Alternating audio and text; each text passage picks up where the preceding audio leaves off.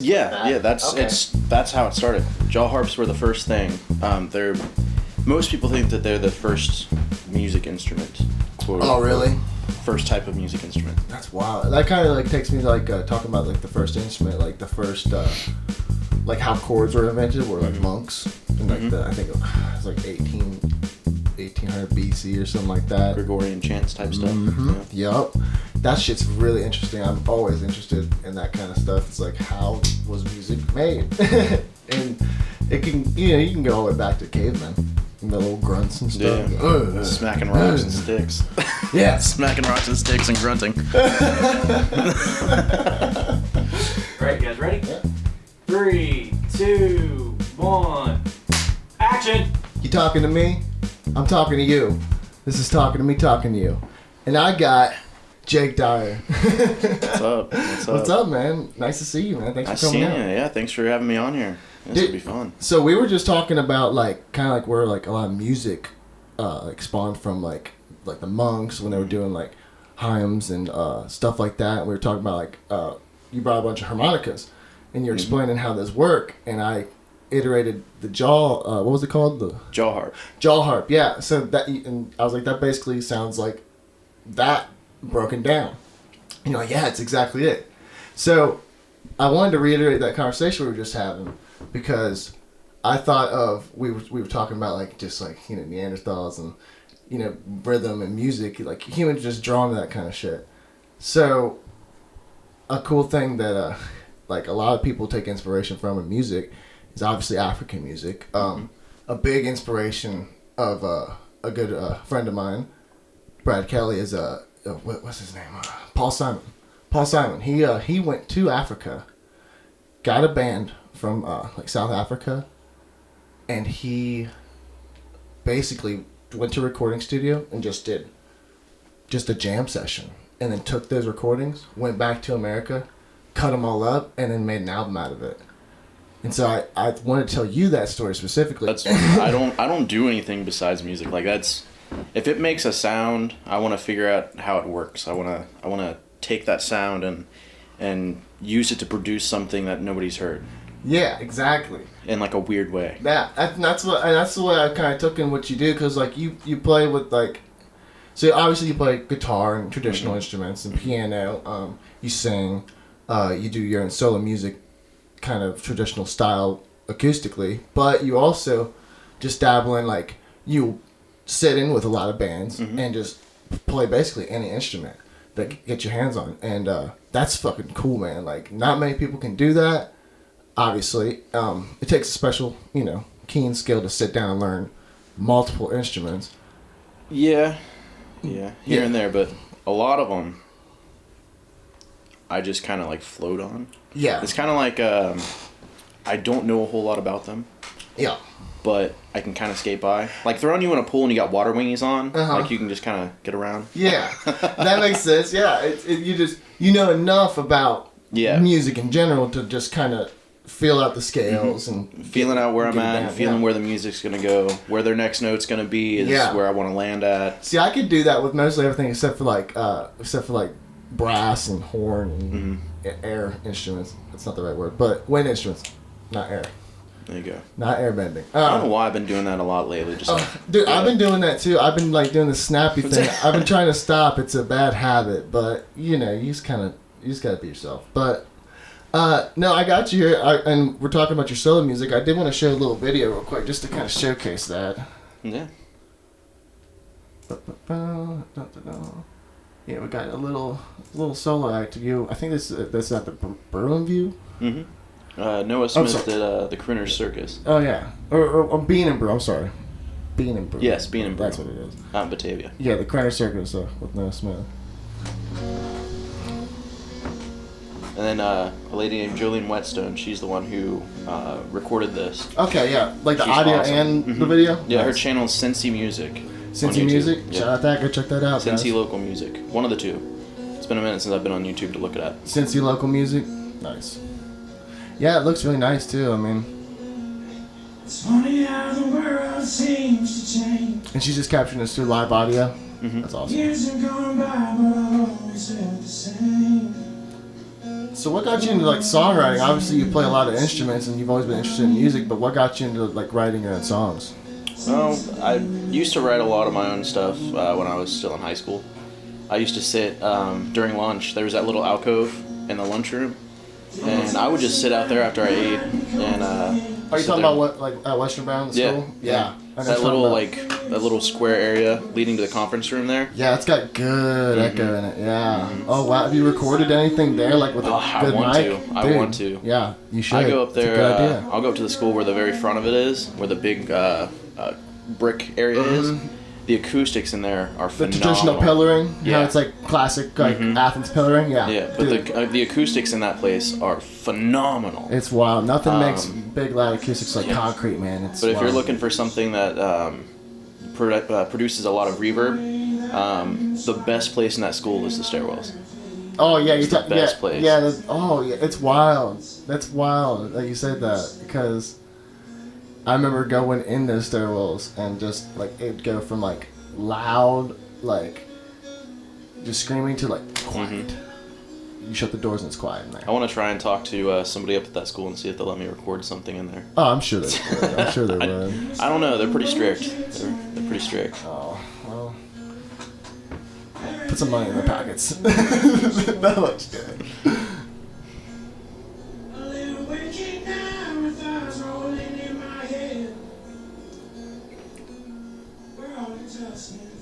Yeah, and something I've also noticed too about with your solo stuff, so you've developed a new like singing voice for your solo acoustic stuff. You got this good raspy like voice, and like when I heard you sing back when I first knew you were doing music, you actually have a really good clean vocals too. Like you just got great range, And so how did you end up deciding to do the raspier voice? It wasn't really just decide to do it. My voice just kind of has been changing. Started over doing the years. that. Yeah. Oh, just getting older and. Yeah, and once it started doing it, I can do some clean stuff, but usually it comes out a little raspy. So it's just naturally doing that. You don't like smoke cigarettes or anything like that, do you? No. So yeah, that's wild. That's awesome.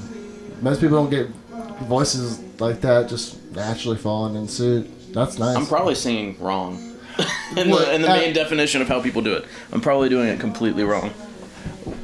Technically, everyone does it wrong, I guess. There's no right way, right? No, not necessarily. The only wrong way is to not do it. Amen. Yeah, we preach that all the time here. You just got to do it, man. Repetition and do it. Mm-hmm. That's the basics to anything great. Well, that's awesome. That's an awesome little video, man. It's a lot of fun. It's a lot of fun. Yeah, I know. So that was my first time ever doing that. That was like what, first time ever doing like a crooner circus, or like really where I was showcased on a platform with other artists. Okay, that was my first time with me doing a solo thing. It was really so cool. That was the first time you doing a solo thing. Oh, and doing it at something like that, like the Crooner Circus, is so cool because there are some really great songwriters that get in that mix and tell their stories of why they wrote their songs. So just to get in and sit in with a bunch, any of those bunches is a pleasure. Oh man, but so you've been busy, man. You try to, like I said, sit in with so many bands, as many as you can get in. Then you got your solo stuff. So what's your goal, I guess, with what you got going on? Because I mean, you've done music for a while. Do you plan on like getting a record together soon? Maybe just even like a live thing. Maybe like I don't know. Possibly. I need to write more material. Yeah. That's my main thing. Is like I suck at writing material. I'm great at writing like musical parts themselves. Yeah. Lyrically, I'm stranded half the time. It's a different ballgame, man. For sure. Yeah. For sure. And like I love collaborating with people. With me, playing the music, and playing with other people, it gives you that mixing pot of what everybody's doing. And it's I saw something earlier today. There was a gentleman, he goes by RPG, is his group for his thing. He's local here. He had a lyric in one of his songs that said, "Stars shine bright, but constellations are known better or something of that nature, and that stars coming together to form the constellations shine brighter than just one individual star. So you don't know the names of the stars, but you know the names of the constellations. Yeah. Yeah. So basically what he was saying in that is that having all these people that are great artists in their own right coming together makes something even greater. Yeah. And that's one thing that I really got in touch with on that. Like, that was really cool. Yeah, that's a good philosophy to follow. But I mean, so Mike Heffron just posted a link to this article recently, and I read a little bit of it, but it basically reiterated that same thing. It's like you don't just become great and gain popularity and all that stuff from just doing something great. You got to have good friends. You got to have people around you that want to lift you up and put you in that position to be great. And that's how things get done, inevitably, is those circles of people making it happen. You know, you may just see one person, but you got a whole circle of people that are dedicated to that thing that make it happen. And that's you know, even if it is individual songwriters like that is. But that brings in the community of being a songwriter. You get to hear these stories, where these people come from, why songwriters do what they do, so you can take that yourself in and then take it on your journey. Yeah, that's real cool. I like that concept. It's a real cool concept, man.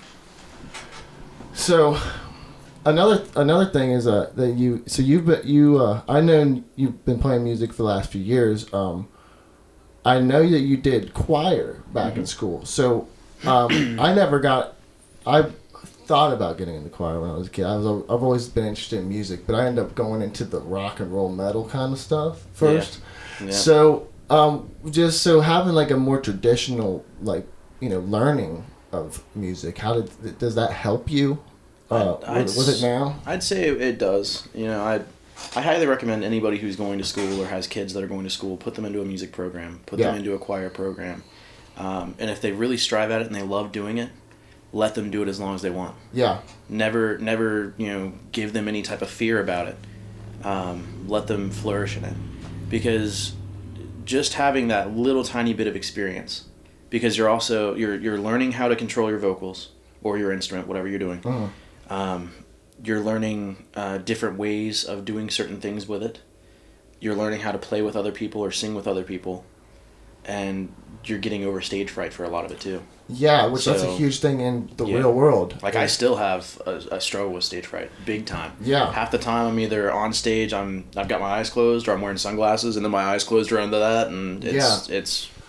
That's something we've discussed here too. Is there's a difference too between normal like obviously like crowd stage fright, and then there's camera stage fright. It's two different types. It's weird because like I'm pretty good in front of cameras, but getting me in front of like 1,000 people, and it's you get the jitters, man. It's different. It's very weird. But some people, man, can't get in front of a camera. Some people, you know, it's a very strange thing. That kind of difference, because at the time nobody could be watching you on the camera, but some people just thrive in that kind of atmosphere. I know dudes that can go out to 100,000 people and that's where they live at. You know what I mean? That's their life. And when they're not doing that, the comfort zone. That when they're not doing that, they're, you know, in a hole basically. It's just it's wild. It's crazy how psychology works within, you know, people and like getting around them.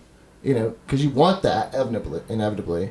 You want to be around, like, that's just how human nature is. You know, chemistry and shit. You want to interact with people. But it's a cool thing to think about sometimes. I got another video too I want to pop up. Speaking of collaborating with people and with songwriters, here's a video of you and a good friend of ours, Josh. We just had him on not too long ago. Hell of a musician. Yeah, he's very talented. He's one of those guys who can play basically anything too. You guys went on and did a little set on Jeremy Neal's new podcast. Is that what he's calling it? Is he calling it a podcast, or is it just like a music show? I don't know. It's real cool. I like his little setup he's got. It's really nice, man. I'm gonna get him on here at some point. So what are you playing right there? Is that just like a lap guitar steel? Yeah, lap steel. Lap steel. Yeah. That's a 1956 K Sherwood Deluxe. Ooh, a 1956? Wow. That's ancient. At least that's what the forums tell me, is that it's 56. I don't really know. It's old. You just listen to what people tell you. It's been here longer than I have. That's for sure. So, what is what's the difference, I guess, like, for you playing by yourself as a solo artist and then playing with guys like Josh and Ghost Mountain? Well, with me, I'm still getting used to the whole like spotlight thing. Yeah. I don't like being the front guy. Yeah. I'm still jittery about doing that type of thing. So it's more fun to be. Oh yeah, playing it's so behind much more somebody. fun because you get to add just a little bit of flavor here and Relax. Kind of. there. Yeah. Just be All the cool, eyes are on the yeah. guy right in the middle. So I mean, every now and then, like if you get a solo tossed at you, you get that little bit of like, oh crap, it's my time. it's my time, oh crap. But generally, you're just adding to what they're doing, and Yeah. it just kind of, it's a good feeling. Yeah, just a little bit of flavor. Mm-hmm. That's awesome.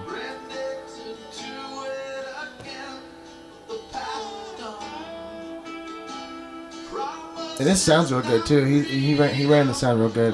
Yeah, I mean the room that we were in, it was a room about this size, Yeah. so Sometimes them small rooms will surprise you with the acoustics they got, man. and the way that we had that going, so I was running it through an old Alamo amp, and then I had my pedals. Is that on the floor. Is that one right there? That little blue? No, that's a honeytone. Oh, okay. Those a are really pedal, cool too. right? Is that a pedal or is that an amp? That's an amp. It's a little pocket amp. Those things are really nice to have though when you're just walking around. That's awesome. You can clip it right on your belt and just jam. Good for busking. Oh yeah. Oh yeah. And I wouldn't put it past somebody using it. They have some cool tones in those. Kind of might be like a baseman's or a fisherman. What was it? What's The little Fishman. Yeah, Fishman. That's what it Yeah. was. Yeah, Fishman amps.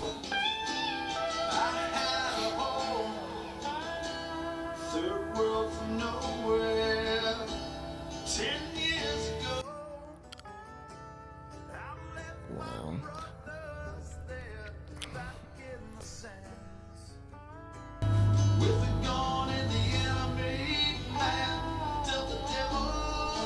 That's wow. So a lot of these people that you play music with now, I'm assuming you met through like the Sage 3 days. Yeah, a lot yeah. of them. Yeah. So that's just something I'm gonna talk to you too about. Is that a lot of those times. So